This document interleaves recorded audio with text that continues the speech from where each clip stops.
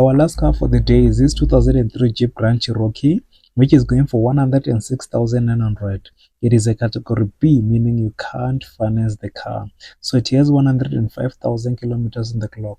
This car is a 4.7 liter V8 engine, producing 190 kilowatts of power and 310 meters of torque. It accelerates from 0 to 60 kilometers in 8.5 seconds with a 4-speed automatic transmission and a fuel consumption of 17.6 liters per 100 kilometers and a fuel tank capacity of 87 liters. So according to the director report, this car has 7 issues, which are vehicle overheating, hydraulic system, and steering wheel hard during drive. So the exterior, it is in a mint condition. As you can see, it's the 2003 car, so you don't expect a lot of things, but all the windows are tinted. As you can see, you have your cream white interior there, your gear there.